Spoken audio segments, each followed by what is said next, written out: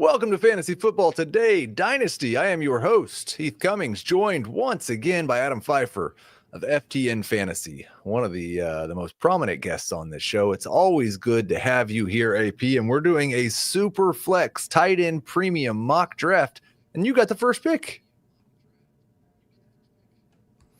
Yeah, have me on as always. Like I told you, usually I have like 11 or 12 when we do these, so it's fun to not only experiment with having the first pick, but then I get Josh Allen, so that's always fun. Now, the way I set this draft up is it's super flex. It's a half-point tight end premium. Start 2 running backs, 3 wide receivers, a tight end, 2 flexes, and a quarterback and a super flex. And that just so happens to be the exact lineup configuration of the FFT Dynasty League, which is being formed. I have confirmed I will be in it.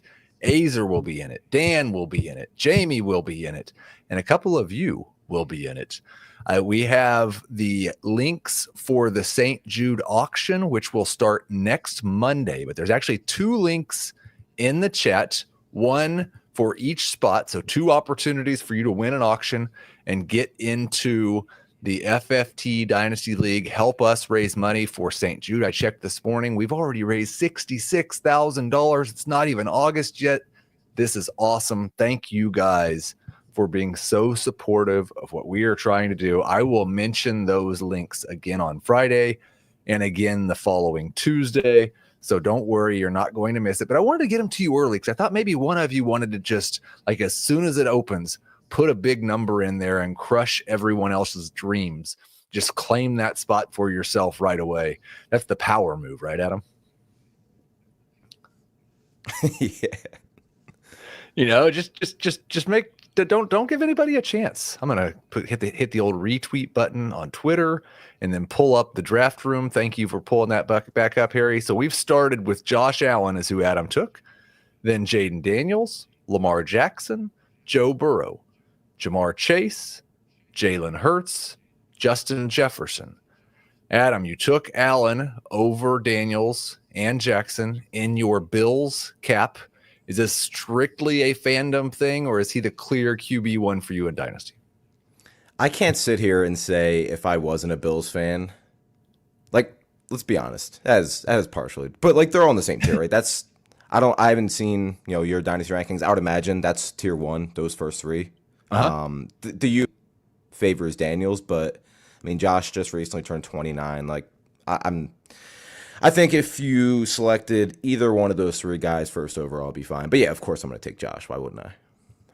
So after Allen, Daniels, and Jackson, it's Burrow, Chase, Hurts, Jefferson, Bowers, Neighbors, Bijan, and Phil just crushed me with the 11th pick by taking Patrick Mahomes. I thought I was going to get Patrick Mahomes, and I was so excited about it.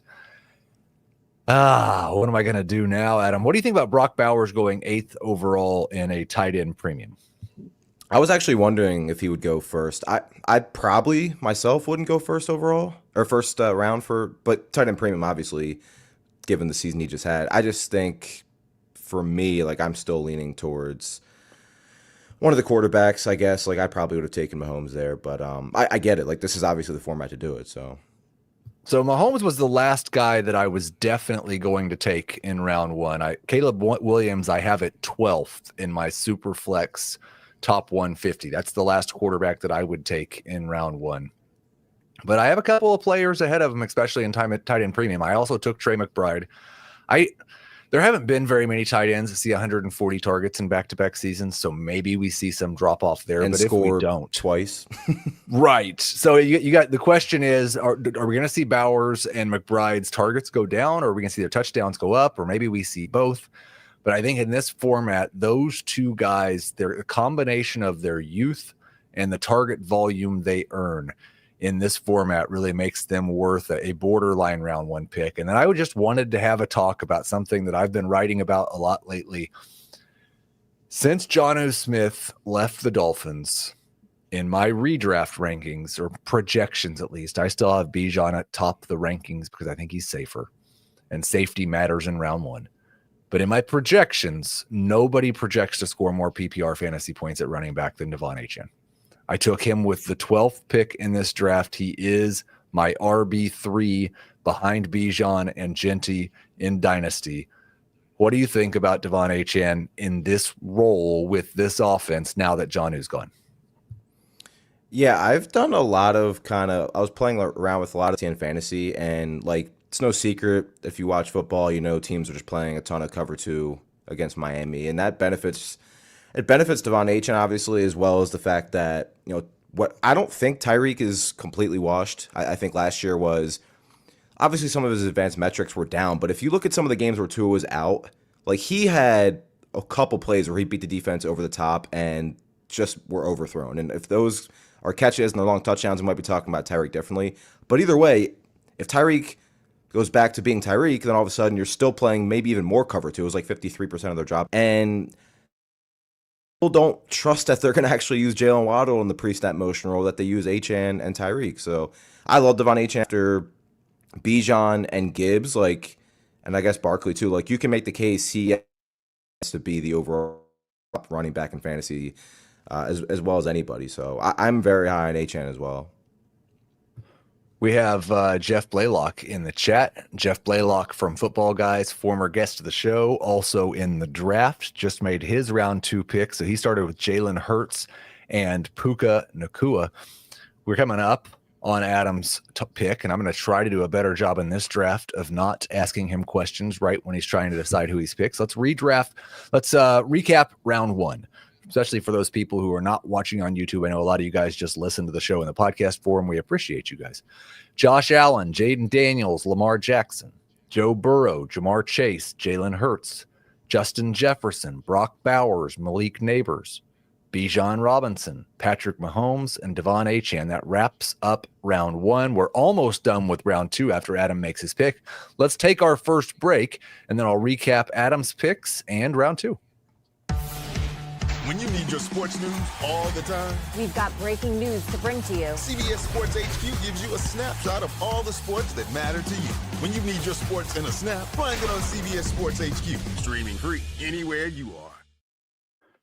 We are back, and according to my app, Adam's still struggling to decide who he's taking. There he goes at round 2. So round 2 goes, I started off with Trey McBride, then CeeDee Lamb, Ashton Genty, Jahmyr Gibbs, Amon-Ra St. Brown, Drake London, Puka Nacua, Nico Collins, Saquon Barkley, Brian Thomas Jr., Ladd McConkey, and you took A.J. Brown to end round 2. McBride, Lamb, Genty, Gibbs, St. Brown, London, Puka, Nico, Barkley, Thomas, Ladd, and A.J. Brown. When you look at that run of 4 wide receivers there, of Amon-Ra St. Brown, Drake London, Puka Nacua, Nico Collins, do you have a clear favorite? Are they all in the same tier for you in terms of Dynasty? Yeah, I'm so used to redraft, so I immediately was about to say Collins because Collins is my wide receiver 4 in redraft. But in Dynasty, it's probably still it's probably Brian Thomas. It's close between him and Puka. I didn't expect I was fully anticipating Ladd to go right before me, but there was the small chance that he would have made it, and I would have loved my start even more. But yeah, I would probably still lean Brian Thomas and Puka. So you took A.J. Brown, and I've talked a lot about this, that for redraft purposes, I see very little difference between him and the guys that went in the middle of round 2. The difference in Dynasty is that he's 28 years old, and no wide receiver who's going to be older than 26 week 1 is in my top 23 at the position. He's the old man amongst the elite wide receivers. But in Dynasty, and I hear a lot of people talk about how we're really just looking at a 3-year window. Is 28 even old enough to worry about yet? I don't really think so. As a player too, if it's an older player that's not as good or efficient, that's the other thing too, the efficiency. But I with the Eagles too, I struggle with them for projections because on one hand, we know they want to run the football, and we know their defense has started in week 6 last year where they transformed into this elite ball. Jalen Hurts throw the ball in the second half less than pretty much anybody in the league. But what if they have to get pushed in the second half? A.J. Brown could be, the wide receiver 2, 3 in fantasy. It was also, I was debating obviously between him and Marvin Harrison, but I'm to the set plan. it out. If this was a team where I said, you know what, I want to get as young as possible, yeah, I would have taken Marvin Harrison. And then Drake May. I think this is like the third mock I've done with you on a podcast where I've taken Drake May to Superflex. Not just taking it, but taking it potentially over, guys like Caleb Williams and Herbert who might be ranked ahead of him, but I'm just that high on Drake May. So we did have another quarterback run at the start of round 3. You took Drake May. The third pick was Bo Nix. The fourth pick of the round was Caleb Williams, who I would have probably taken in round 2. Then CJ Stroud, then Justin Herbert. I've talked a lot about how like everybody sees the same top 3 and everybody pretty much has Burrow, Hurts, and Mahomes next. And then from like 7 to 14, I don't think there's any consensus at all. You took May as QB7. I'm going to tell you guys in just a moment about a trade I just made in a Dynasty League. I know everybody loves hearing about my teams, and so I want to make sure I share that with you. I traded Drake May away for a guy that I have ranked higher than most of the people in consensus. I don't want to say his name yet because he's not been taken yet. But is there anything that separates May from the rest of these guys for you? Or do you kind of view 7 through 12 or 14 as mostly the same thing, and May was just your favorite? Yeah, it's more so close, and he just is my favorite.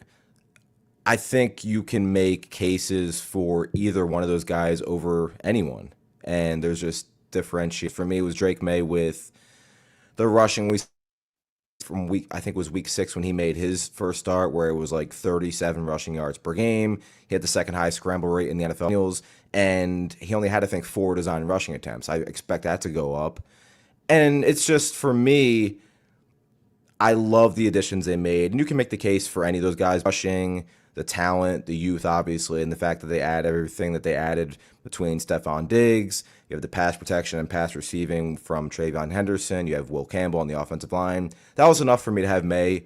Just so I totally agree. Those guys are all in that same tier, pretty tightly as well.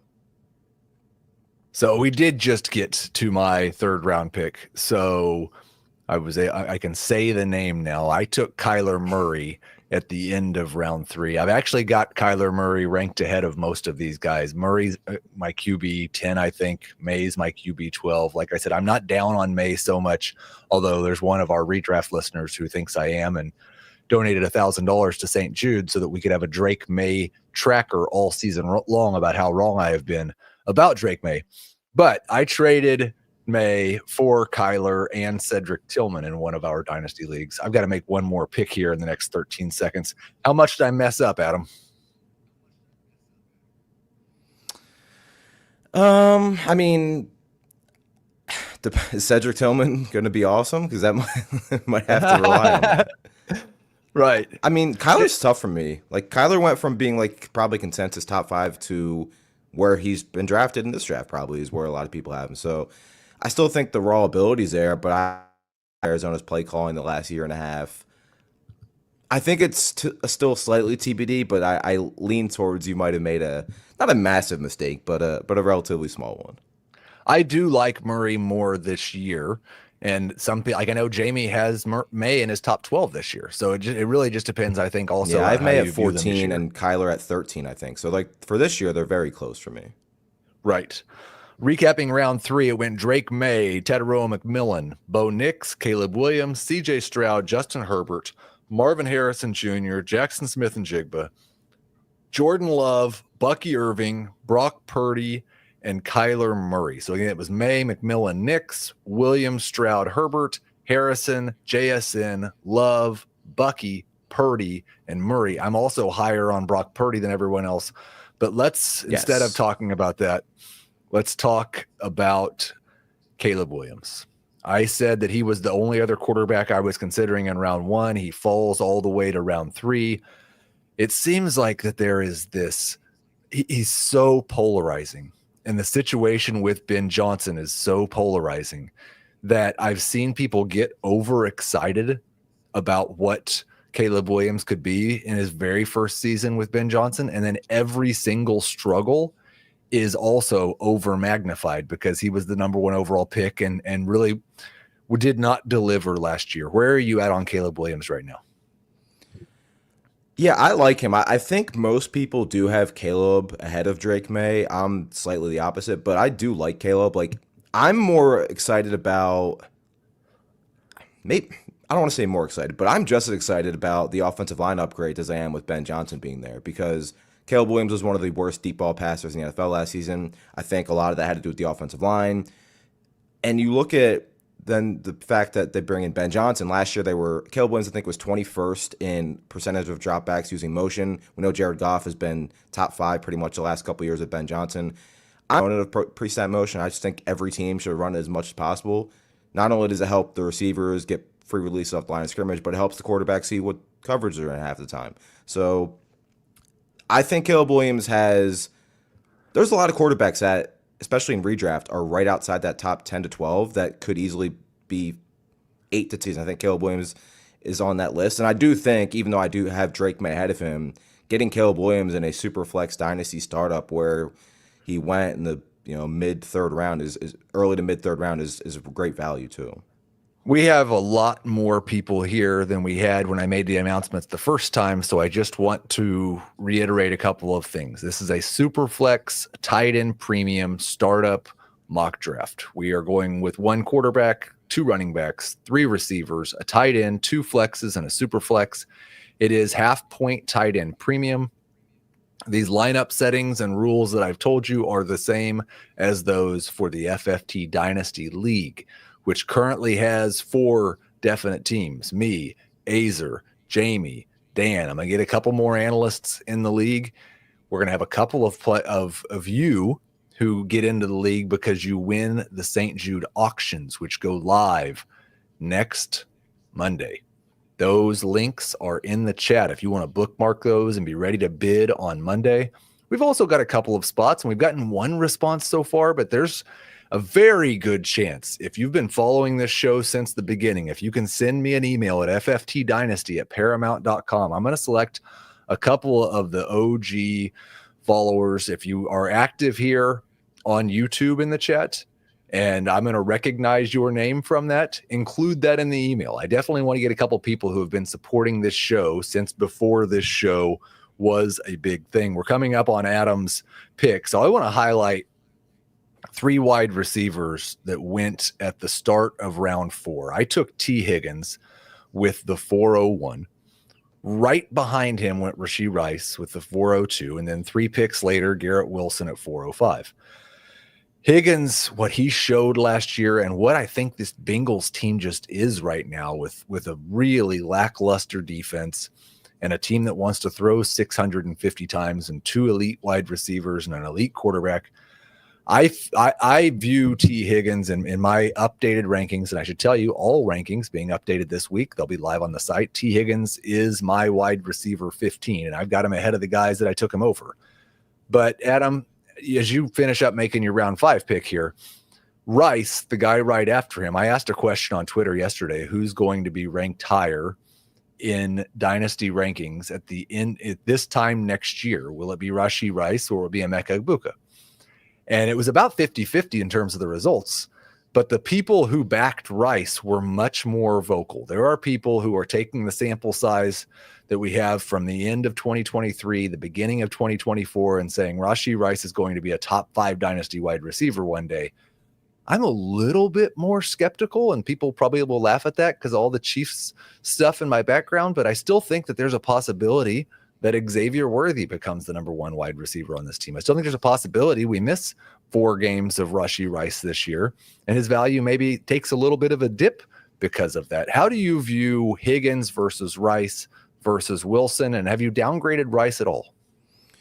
Yeah, I think I'm with you with having T slightly ahead of Rice, especially with the contract extension he finally got.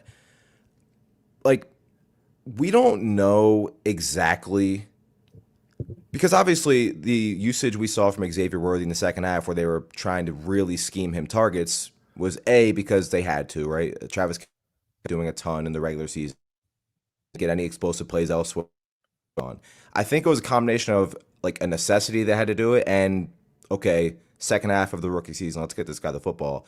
But we know for a fact, no matter who's there for the Bengals compared to who's there for the Chiefs, that Jamar Chase is going to be a top 5 receiver, and T. Higgins is probably going to be a top 15 receiver. Like, he's just done it every year, essentially, unless he's missed a ton of games. So I just want Higgins with the offense that he's in, but it's close. And I do think there's a good chance Bryce's value just fluctuates between now and pretty drastically between now and the end of the season. Let's run through round 4 here. As I said, I started off with T. Higgins. Rashee Rice went next. Cam Ward was taken at 403.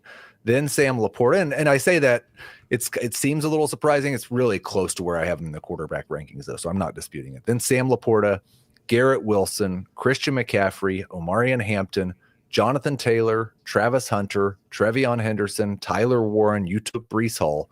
Higgins, Rice, and Ward, Laporta, Wilson, McCaffrey, Hampton, Taylor, Hunter, Henderson, Warren, and Breece Hall. So a pretty decent running back run there with McCaffrey, Hampton, Taylor, and Henderson going before Breece Hall, who you took. Were you settling for Hall because you missed those guys? And I'll just say I've got Hall 1 spot ahead of Henderson. I've got Hall 3 spots ahead of McCaffrey. I do prefer the other 2 guys. Did you feel good about getting Hall that late? Yeah, I felt fine with it. I'm not like insanely high on him, but still just 24. I do think he's still pretty easily the most talented player in that backfield, despite Aaron Glenn talking about maybe using multiple running backs. And I think there's an outside chance that we do see more passing game usage than people think, because Justin Fields was top 5 in check down rate last season. Mm-hmm. I just need this guy to get the ball at the goal line. Like, he has gotten less than 5 carries inside the 5-yard line over the past 2 seasons. It's been ridiculous. The offense has been bad. They've used Braylon Allen down there a lot last year, or a lot more than they probably expected. Just please get this guy opportunities to score touchdowns. But again, still just 24 years old. I think the offense is going to at work better than last year. I'm not expect them to be top 5, anything like that. But yeah, like, I would have had him ahead of some of those guys. Really not McCaffrey, yes, and Henderson slightly, yes, too. So on getting him there. We just saw DJ Moore go with the 10th pick of round 5. And I did like seeing the news that they were lining him up in the backfield and using him a little bit that way. I was trying to see Rome Odunze went with the 1st pick of round 5. And now I think I'm going to take Colston Loveland with the 1st pick of round 6. So we got kind of a run of everybody except for Luther Burden in that passing game. We saw Caleb go a couple rounds ago, and within 13 picks, we see Rome, then we see Moore, then we see Loveland. It is tight end premium. That's why I took the 2nd tight end. That's why I took took Loveland this high. Do you have any feeling at all from the first couple of weeks of camp, or first week of camp, how this target share amongst the Bears is going to work out? It seems like one of the great mysteries that could have just insane upside behind it. So I was such a huge Rome fan coming out, so that's probably partially why I took him where I did. I'm still very high on him. But I've seen a lot of reports, and I've been tracking that just like you mentioned. I think it is important. I've seen a lot of reports from the Bears beat saying that Rome Odunze is going to be this team's wide receiver 1. He's getting all of the end zone targets in camp right now, which is great. I do think, and Ben Johnson's talked about it, they are trying to find creative ways to get DJ Moore the football in space. Like, his yards per target and yards per reception were down last season. But yeah, I mean, we saw the same thing from Amon-Ra St. Brown. He was using the backfield a lot, routes against linebackers, which if you get DJ Moore against a linebacker, it's literally over. So, and then the problem with Loveland and Luther Burden is Loveland just recently started to get ramped up because he missed so much time in the offseason from the shoulder surgery, and Burden just came back yesterday. Apparently, he got thrown out of one of the not being in the right spot, so he has a long way to go as well. Going to be pretty comfortably DJ Moore and Rome Odunze in different roles, right? Rome, I think, is going to be the end zone target for this team. And like you said, DJ Moore getting a lot of those creative scheme touches from Ben Johnson that we've seen from Amon-Ra St. Jameson Williams. So we'll recap round 5 here in just a second and keep up with the draft the best that we can. But I want to take a look at team 4, because they start off with Joe Burrow, Saquon Barkley in round 2, then Caleb Williams, Travis Hunter. I love that pick where he got him in round 4. Then Derrick. Yeah, I was Henry. hoping he fell to me. Right. So then Derrick Henry in round 5. So you've got Saquon and Derrick Henry within your first 5 picks. You've already got Joe Burrow, one of the best quarterbacks in fantasy. If you start a startup draft with those 2 running backs, are you leaning more win now because who knows how many years you have of those 2 running backs, or are you trying to balance things out and take some younger backs too? I kind of like the balance approach because we don't know what, like, so much randomness can happen that either way you're kind of covered. If your team's excelling, then you have those 2 elite older running backs, but if it, falls off a cliff, then you still have the young core as well. So I kind of like a balance approach. And that's kind of how, if I am doing a dynasty startup, unless things just go, I do like to try to at least have a little bit of balance. That way I don't have to go all in on one approach no matter what happens. But that is a pretty interesting start. And the fact that Travis Hunter went there when I really wanted him, I probably would feel great about that regardless of the build. But it is an interesting build. So round 5, we saw you started off with Rome Odunze. I already mentioned that. Xavier Worthy went right after him. Then Devontae Smith, Derrick Henry, Chase Brown, Emeka Egbuka. He's flying up in the rankings, and I like it. J.J. McCarthy, Baker Mayfield, Trevor Lawrence, DJ Moore, R.J. Harvey. And then, yes, this is turning into a very Heath team, guys. I took Justin Fields at the end of round 5. This is a super flex league, and so I've talked about it. I think both Fields and Anthony Richardson, guys that should get moved way up the rankings in 1 quarterback leagues because you don't care about the floor, and you have to be a little bit careful with both of them in the super flex format. I'm probably going to have to prioritize my QB3 maybe more than I would like to.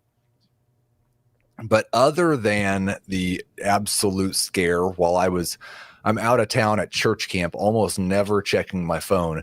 And I just happened to look at Sleeper, and one of my league mates says, "I'm sorry, Heath." Of course, I just traded for Justin Fields a week earlier.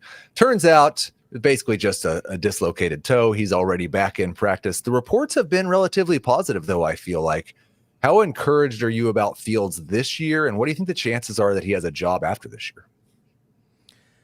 I think it's relatively high he has a job after the season.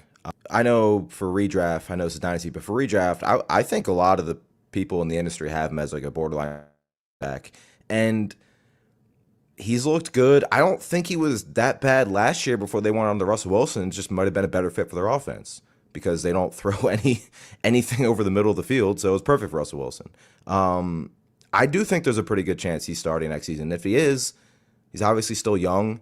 He's going to give you as much almost anybody in the league. So, yeah, he's really enticing, obviously. And I also do, in case I'm sure it's been happening, I apologize if I've been cutting out. Not sure what's happening. It's pretty frustrating, but I apologize for that.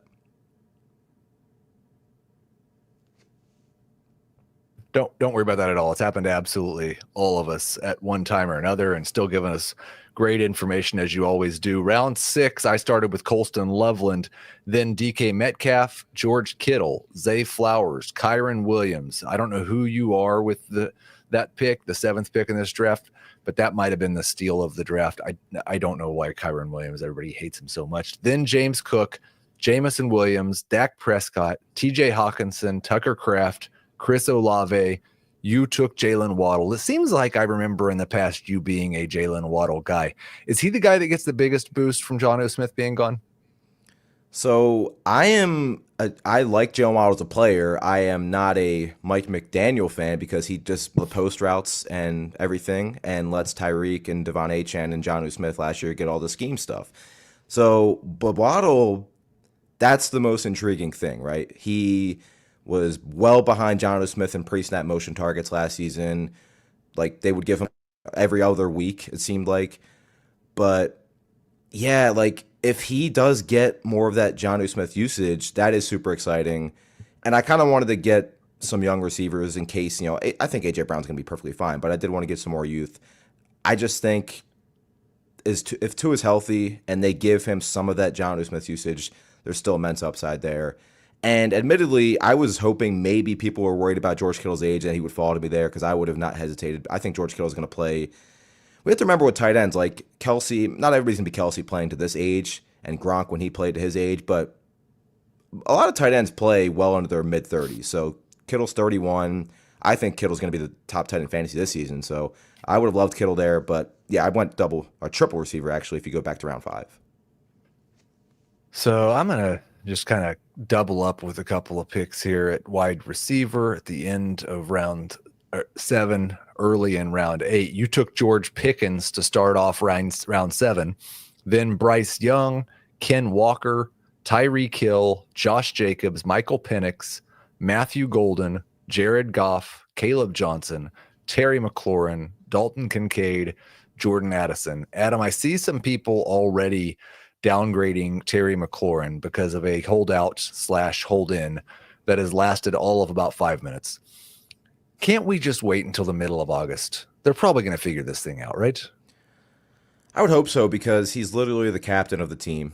It's the heart and soul of the team. He's had to struggle with really tough quarterback play for his entire career, and he finally gets a star, and he has his best season, and all of a sudden it's like, okay, like, you have a rookie quarterback on a rookie contract. You have cap space. He's one of your best players. I don't know what the deal is. And then we saw Sutton get his extension yesterday. So, like, you have to at least think it's got to be at least that and probably more. So I don't know what they're doing, but I do agree that by the time this is all said and done, it's probably going to be Terry McLaurin getting an extension in Washington. It is weird, though. Like, I wouldn't have thought it would have been this much of a problem to agree to pay the face of your team, other than Jane Daniels. But for the last however many years, he's been the heart and soul of the team. We saw, I mentioned Dalton Kincaid went 1 pick after McLaurin. This is tight end premium.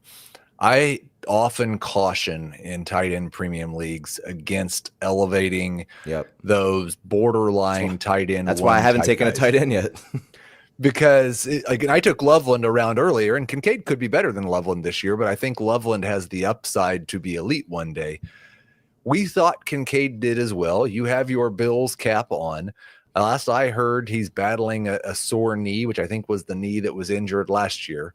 He was. Do you have back any in practice hope today. at all left in Dalton Kincaid? Slight. There, just a little bit. This time last year, it was all in.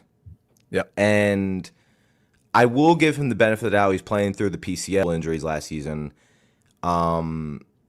It was weird. Remember that very first game of the season against the Cardinals where he did nothing? He had like 1 catch. And you go back and watch it, they were bracketing him in coverage. I was like, okay, teams respect him.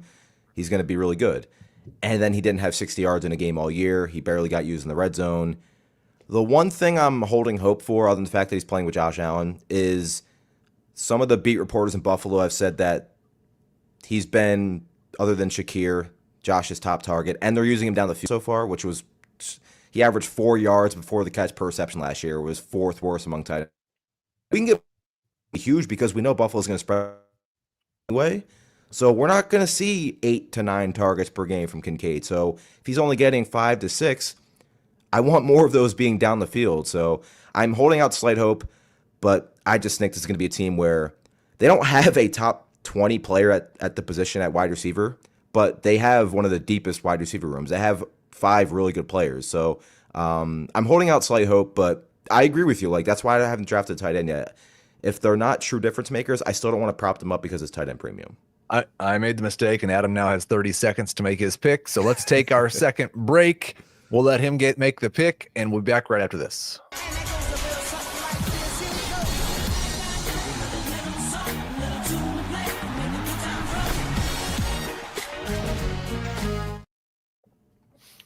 We are back, and Adam is not going to auto pick. He still has 6, 5, 4. Oh man, that didn't help you at all, did you? He took DeAndre Swift. Come on, you're not supposed to do that. Round 8, while Adam makes his round 9 selection. I started off with Devontae Adams, and that's a little earlier than I have him ranked, honestly. But I just felt like I wanted a little bit more security on this team for now, in case Justin Fields is what I think he's going to be. Kyler Murray's what I think he's going to be, and we've got a win now team. I think round 8 for what's probably a very good wide receiver 2 this year is worth bumping him up.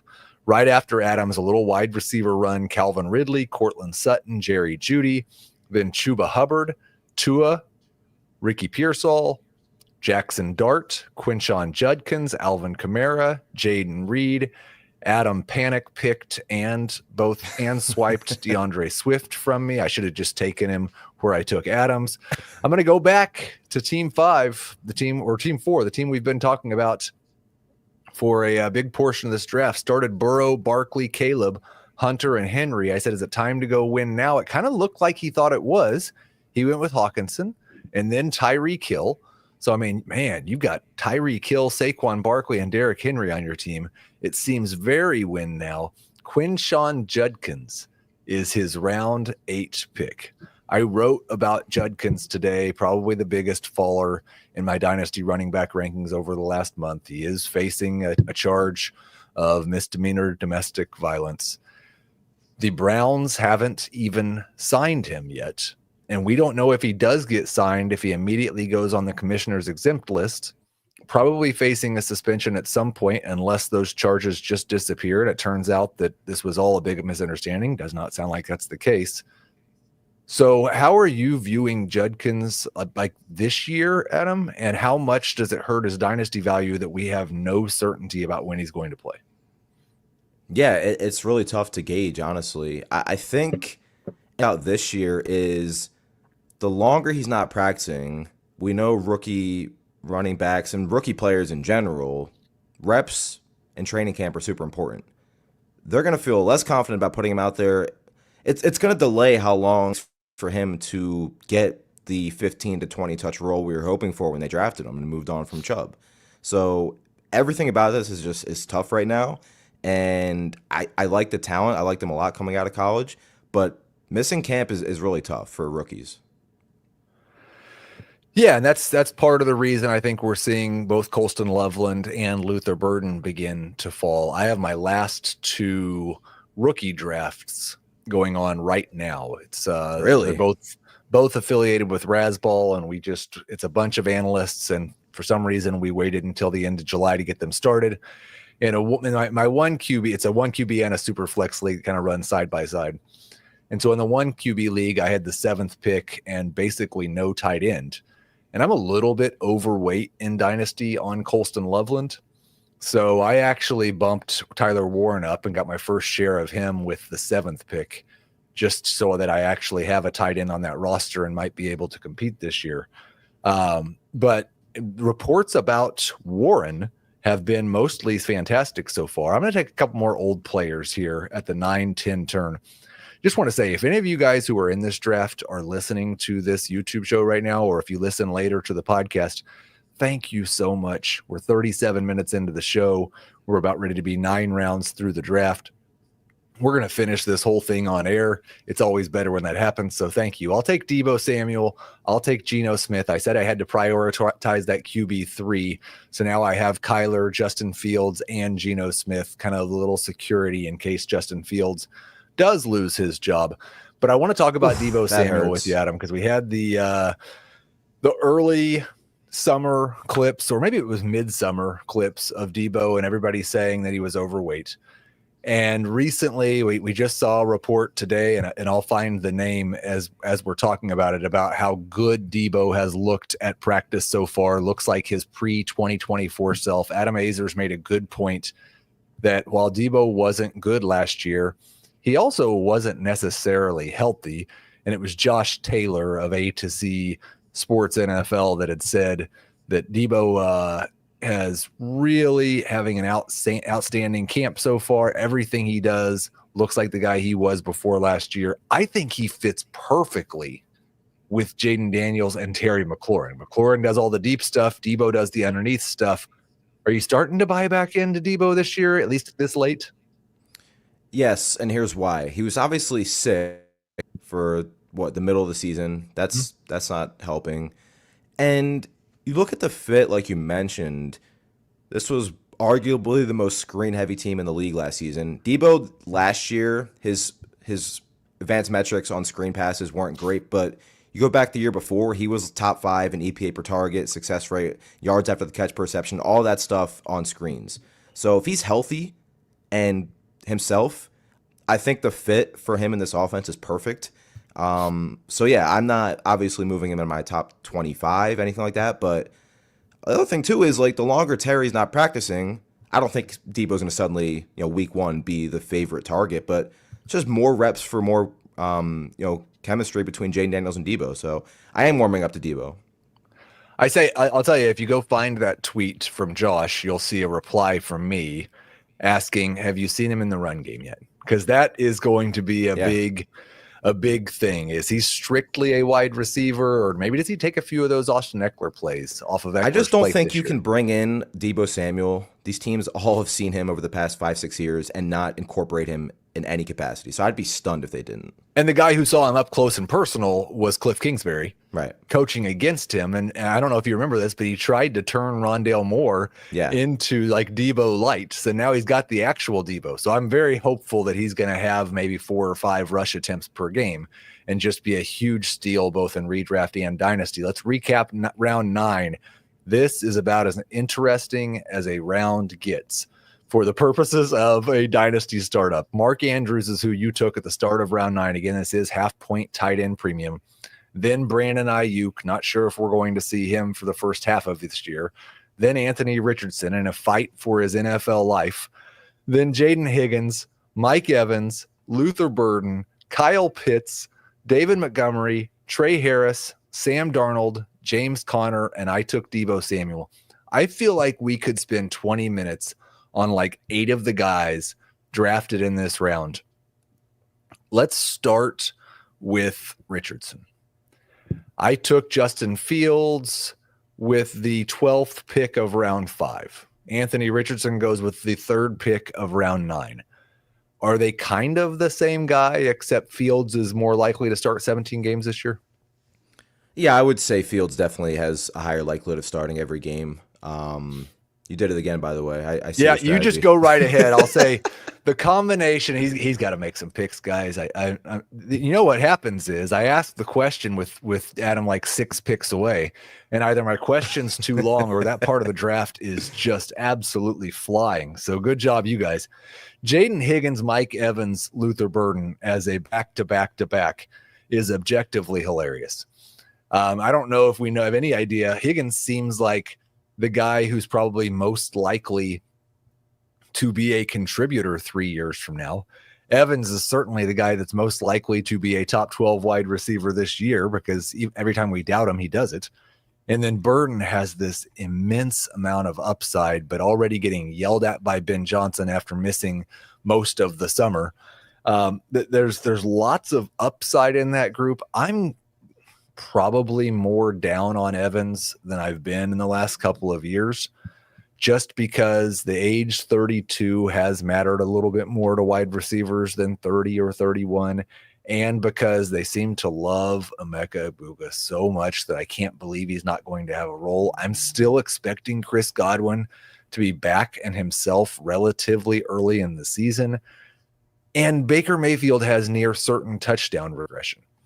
But as I said, Adam, every time anybody doubts Mike Evans, he goes and has 1,000 yards and catches 10 touchdown passes. Are you just expecting Mike Evans to continue to be Mike Evans forever? That would be wise, I feel like. He's just really good. Like there's always these players we talk about with Henry, these inevitable players. I think Mike Evans is in that same category. Like 1,000 yards, 8 to 10 touchdowns. The one thing I will say is obviously the competition for targets. Like even Jalen McMillan, if he's your 4th wide receiver on your team, you're doing pretty good. But that round we just finished was tilting. There were 2 players on my queue: Jalen Milroe, Josh Downs. Lost them both. Would have loved that. You know, it's I'm not during these mock draft shows. I don't interact with the chat near as much as I'd like to, or I usually do. I just want to tell you, Dang, I see your comment that I was living rent free in Dan's head today during FFT Jeopardy. And so I'm definitely going to go watch that very shortly after we get done here. I love to see Dan struggling. I'm also now getting pictures from the text. It sounds like Azer did something embarrassing again. So stay tuned on Twitter. I'll try to share that with you guys. Here's the round 10 recap. I started it off with Geno Smith. Jalen Milroe went 1 pick later. That feels like you're trolling me. Keon Coleman, Khalil Shakir, back-to-back Bills. Cam Scattaboo, David Njoku, Travis Etienne, Jack Besh, Josh Downs, Jacoby Myers, Jalen Warren. You took Tyler Shuck. Keon Coleman, Khalil Shakir. You knew I was coming back to those 2 picks for you. We've heard a little bit of buzz about Josh Palmer. There have been some training camp highlights from Elijah Moore. Still, I think my expectation is that one of Keon Coleman or Khalil Shakir is going to be the best wide receiver on this team. I'm going to ask you a 2-part question, and no, you're nowhere close to picking, so you've got your time to go through this. Although it's Bills, so I could probably just rant for as long as Do it you takes. have confidence in who's going to be the wide receiver 1 for the Bills, and are any of the Bills wide receivers going to be top 25 in fantasy? I would be stunned if it's not Khalil Shakir. Yep. I will say if it isn't Khalil Shakir and it has nothing to do with him being hurt, it probably means Keon Coleman has really stepped up in his second season, which is just great for the Bills. I just think when I watch the Bills, which I do religiously, there's this level of trust, and maybe it changes this year, but I would rank the trust factor for Josh Shakir, the running backs, the tight ends, Keon. And that can change this year, and it might be Palmer this year. But just how good Shakir is, teams don't want to play a lot of man against the because Josh will just take off and run, and Khalil Shakir just destroys zone coverage. So unless that changes, but I will say the one thing that we will see, in my opinion, is, and we saw it before he got injured. He had hurt the wrist against the Miami game, but we're starting to see that. Keon Coleman, I think, is going to be the clear focal point when they get inside the 10-yard line. So, but I'm excited about Keon. I really am. I love Shakir. I think he's solidified as a top 30. His upside, his absolute ceiling is probably top 20. But I am getting excited about Keon because we knew he was going to take some time coming out of college. So for him not to have this insane rookie season shouldn't be surprising. And he's really impressing so far in camp. So I will also say I thought that David Njoku pick was spectacular to get him in round 10 of a tight end premium league. That could be a great win now piece. My team suddenly turning old with a Tony Pollard, Aaron Jones turn at the 11-12 turn. But what in the world is Aaron Jones doing available in round 12 of any fantasy football draft? I'm not sure. Adam's not sure either. Let's recap round 11 real quick. You took Kyle Williams, then Jordan Mason goes, Travis Kelce, Jawan Jennings, Mason Taylor, Isaiah Likely, Zach Charbonnet, Joe Mixon, Jadon Blue, Stephon Diggs, Chris Godwin, and Tony Pollard. Mixon is a guy who is falling and falling and falling. Is this a don't catch a falling knife situation, or is he going to be spectacular value? I'm pretty worried. Yeah. Like, they also traded up for Woody Marks. It was the 4th round, I believe. It wasn't like crazy, but nothing has sounded too promising coming out of Houston right now. The offensive line we know is going to be bad. There's a reason I didn't draft him and all the chances I had. Like redraft, I did a rankings update yesterday, moved him way down. There is, and maybe this is wrong and it could come back to haunt me, but there is a very small chance I have at him on any teams. I'm pretty worried. I understand the worry. What I'm seeing is in redraft drafts, he's falling to the round 7 range. In Dynasty, we see him here in round 11. I think for me at that point, the upside's worth the risk because we do see guys injured in late July, and by late August, they're just themselves again. I don't like the mystery. I don't like the foot injury part of it. I don't understand why he's on the non-football injury list. And it seems like there's, but I don't think Woody Marks is anywhere close to Joe Mixon if Joe Mixon's Joe Mixon. And I don't think Nick Chubb has anything left. I hope he proves me wrong because he's been an elite running back in the NFL for a long time. I also thought it was interesting right before I took Pollard and Jones. I'm not the only one going late at this point. I'll talk about this for a second because Adam's getting ready to pick again. But we saw a pair of older wide receivers coming off of injuries. Stephon Diggs will turn 32 in November. He's coming off the torn ACL. What we saw early in the summer was really encouraging because he was doing a lot of things that nobody expected him to do. Did not have to open camp on the PUP list. But since camp opened, it's just been this steady barrage of Demario Douglas hype. And talk about Douglas. And it's not so much that I think Douglas is going to necessarily be the wide receiver one on this team, Adam. But the thing that worries me is that Diggs had success last year playing in the slot with an elite number one wide receiver next to him. Now it sounds like it's just been determined that Demario Douglas is the slot wide receiver, which is a very valuable role in a Josh McDaniels offense. And so now Diggs is going to have to beat number one corners playing as an outside wide receiver as a 31 or 32-year-old coming off of an ACL. I'm terrified of that. Yeah, and I will say, outside of really Miami, that division has really good outside defensive backs, which doesn't help. You remember last year before he went down, he was in that slot role like you mentioned. His ADOT was like insanely low. And I don't think he's going to suddenly turn into guys just running vertical routes at all times. That's not what you want from him. But yeah, I think the more we talk about Pop Douglas being in that slot role, which like you mentioned is really valuable in him, the more we should probably maybe not freak out over Stephon, but like move him down a little bit or just kind of reimagine maybe he's not going to just walk into 140 targets this season. So we are in the penultimate round. Let's recap round 12 here. I took Aaron Jones, then Rashid Shaheed. Evan Ingram went in round 12. I'm the lowest guy in the industry on him, but in tight end premium, I think that's a swing worth taking. Jalen McMillan, then Matthew Stafford. Jake Ferguson, who just got a new deal. I like that pick. Dallas Goedert, I like that pick. Cooper Kupp, we're going to come back to him. Isaiah Pacheco, Marvin Mims, Trey Benson, Tyrone Tracy. So Cooper Kupp goes with the 8th pick of round 12. Another guy who it's been mostly talked about that he's going to be the predominant slot wide receiver for Seattle in this Kubiak offense. I think he's undervalued. I think based on what he did the first 11 or 12 weeks of last year when he just looked like Cooper Kupp, I'm willing to guess that he didn't just completely fall off a cliff in 1 week, but he probably was dealing with some injury stuff down the stretch, and he bounces back this year. But he is another older wide receiver. Are you more interested in betting on like a Godwin who went 1 round earlier but is now currently hurt, or on Cooper Kupp in a new offense? Slightly lean Godwin, but Kupp is one of those players where it's like, I really don't know what to expect, and I'm terrified to be wrong about. Definitely one of those players for me. I think obviously the days of him being, Triple Crown, wide receiver 1, those days are gone. But the other thing with Seattle too is they were so pass heavy last season. I don't expect that season.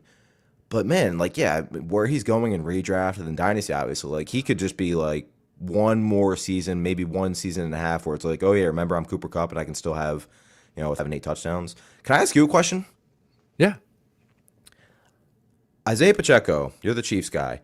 I have no clue what to make of him in Dynasty, because if he played the full season last year, he was on pace to be a top 10 running back. The 2-minute snaps were up, the third down usage was up. He was averaging 20 touches per game. Small sample, obviously, but he was on his way.